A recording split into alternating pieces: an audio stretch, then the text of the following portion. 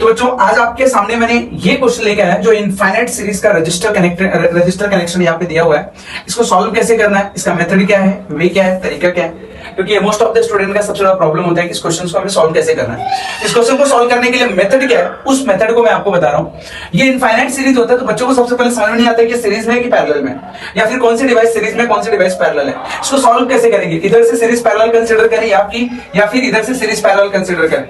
तो इन सब क्वेश्चन का जवाब मैं आपको देता हूं, ध्यान देना कैसे।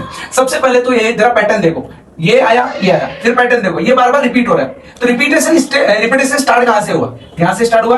तो जिधर से स्टार्ट हुआ ना, उस पूरे रजिस्टर को, सीरीज को मान लो इक्विवेलेंट रजिस्टर कितना उसका, क्योंकि इनफाइनाइट है ना, तो पूरे का मान लो इक्विवेलेंट रजिस्टर कितना हो गया भाई, R हो गया। अब जरा इस पॉइंट को आगे देखो, जैसे मैंने इसको R मान लिया, ये वाला टर्मिनल मेरा कुछ इस तरीके से जनरेट हो जाएगा। बात समझ में आ रही है कि नहीं आ रही है? ये कुछ इस तरीके से आ जाएगा, ये R हो गया, 1 हो गया, 1 हो गया। तो सर अब ये तो आपको समझ में आ गया इस टाइप के सर्किट को सॉल्व करते कैसे हैं, क्योंकि ये फाइनाइट सर्किट होती है तो हम लोग पीछे से सॉल्व करना स्टार्ट करते हैं। तो ये जो दो रजिस्टर है ये दोनों पैरेलल में आ गए, तो पैरेलल कॉम्बिनेशन का तुम्हारा फॉर्मूला हो गया, क्या आ गया sir, 1 into R by 1 plus R, बोले तो R upon 1 plus R। Is that clear? अब जैसे ये वाला पैरेलल सॉल्व हुआ तो सर्किट आपकी कैसे बनी, सर्किट आपकी ऐसे बन गई 1 और ये R upon 1 plus R। अब ये किसमें आ गए सर, ये आ गए आपके सीरीज में, किसमें आ गए, सीरीज में आ गए।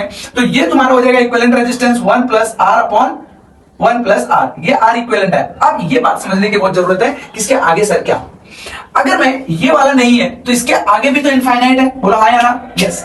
अगर यहां से इनफाइनाइट पूरा सीरीज दिख रहा है तो अगर मैंने इसको ढक लिया तो ये भी तो एक इनफाइनाइट सीरीज ही है।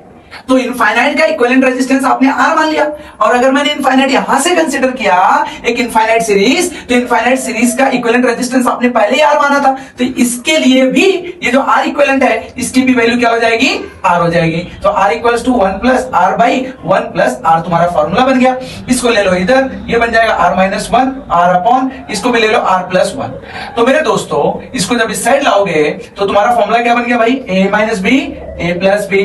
तो ये तुम्हारा फॉर्मूला बन गया R square minus 1 equals to R। तो R square minus R minus 1 equals to 0। अब ये क्वाड्रेटिक हम सॉल्व कर सकते हैं कि नहीं, yes or no? एकदम सिंपल है। क्वाड्रेटिक को कैसे सॉल्व करना है, there are two method, formula method है, या फिर आप लास्ट टर्म को C को क्या करते हो, सेपरेट करते हो, फिर बाद में सॉल्व करते हो। तो अगर इसको सेपरेट करना चाहोगे तो 1 1 जा 1, माइनस करने पे 1 आना चाहिए, तो ये पॉसिबल नहीं है, तो इसमें आपको फॉर्मूला मेथड यूज करना पड़ेगा। एंड फॉर्मूला मेथड का फॉर्मूला क्या होता है बच्चों, R is equal to minus of B plus और minus under root of B square minus 4AC and divided by 2A, यही फॉर्मूला होता है हमारा। अब यहाँ पे देखो, यहाँ पे R स्क्वायर के बगल वाला ये A होता है जिसकी वैल्यू क्या है, A की वैल्यू यहाँ पे क्या 1, ये B होता है इसके बगल में, B की वैल्यू भी क्या है 1, और CSC होता है और C की वैल्यू भी क्या है 1। यहाँ पे पुट अप करो, आपका आंसर आ जाएगा।